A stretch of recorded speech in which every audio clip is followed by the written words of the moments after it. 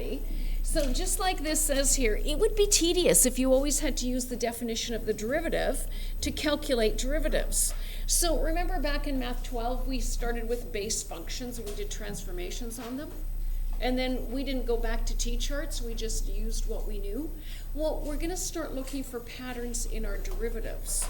That is, if I know the derivative of one thing, can I use it to help me find the derivative of something else? So we're going to start here with the constant rule. If I have a function and a constant, like if I have a constant function, then the derivative is always going to be 0. Okay, why would that be? Well, here's how to think about this just pictorially.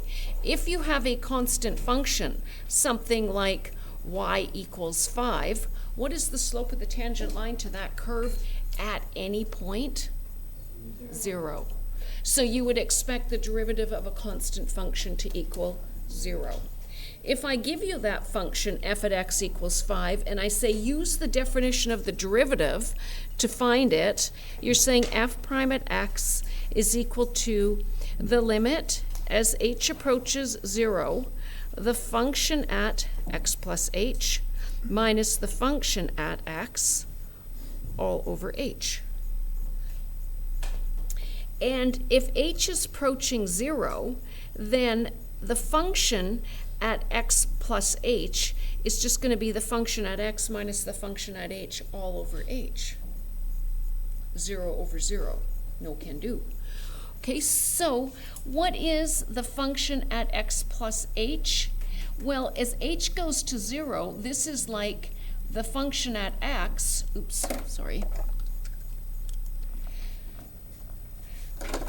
Okay, so we've got this limit as h approaches 0. The function at x plus h is just the constant. The function at x is the constant all over h, which gives me the limit as h approaches 0 of 0 over h, or the limit as h approaches 0 of, what's 0 divided by h? 0. And that limit is just 0. Okay, so generically, here is our proof that if you take the derivative of a constant function, you're going to end up with 0. Okay. So from now on, if I say f at x is equal to 7, and I ask you what's f prime at x, you're all going to answer 0. And you don't have to show me that anymore. Okay, here's the one that's going to be very powerful, the power rule. If f at x is x to the n, and n is a positive integer, then f prime at x is nx to the n minus 1. That is to say, the derivative of x to the n is nx to the n minus 1.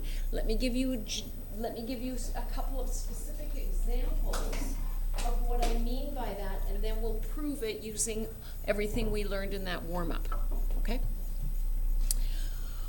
Okay, so look at this power rule, and I think Mr. Monroe's been working on this in physics already, right?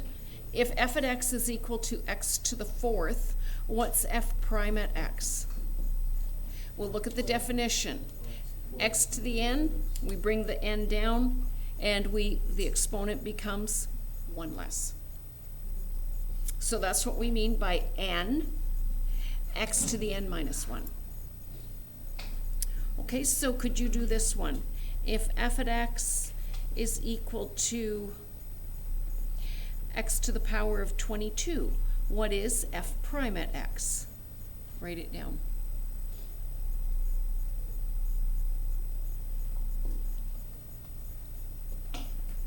Is that what you're all getting? Okay. Okay, so here's our proof, and it relies on Pascal's triangle.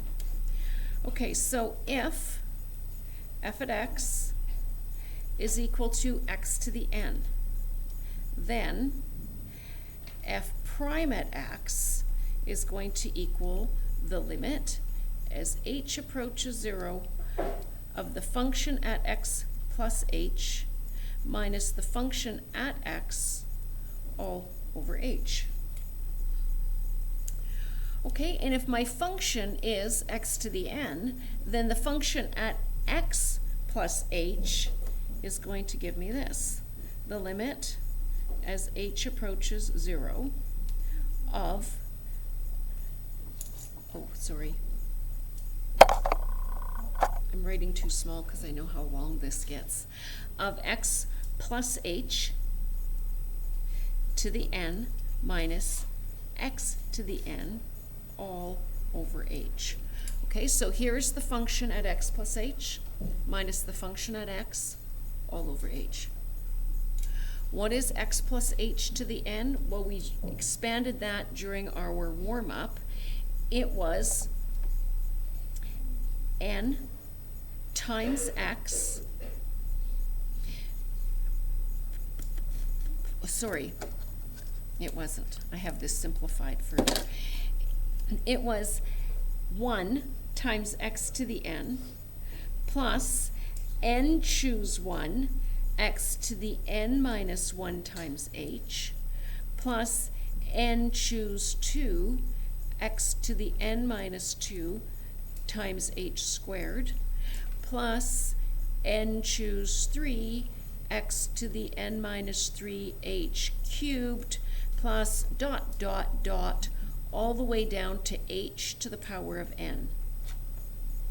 Okay, that's the function at x plus h minus the function at x all over h.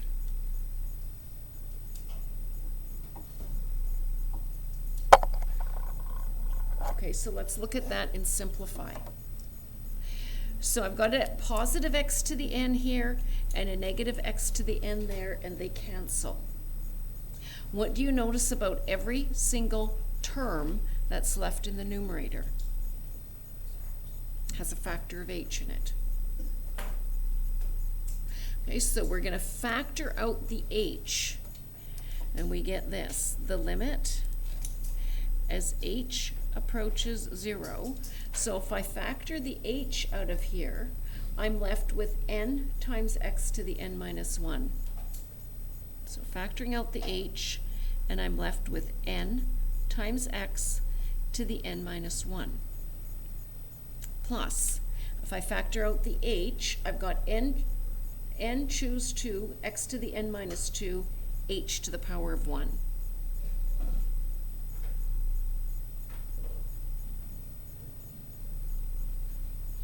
Plus, factoring out the h, I've got n choose 3, x to the n minus 3, h squared.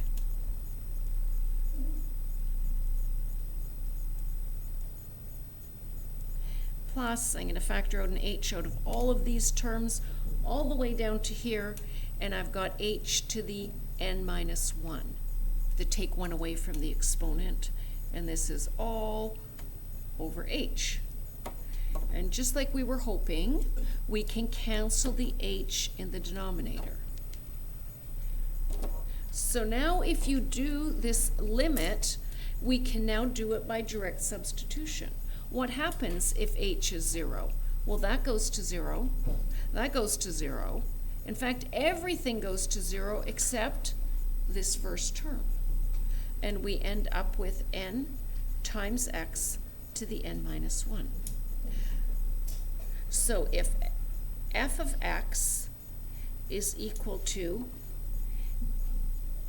x to the n, f prime at x is equal to n x to the n minus 1. And here's your proof.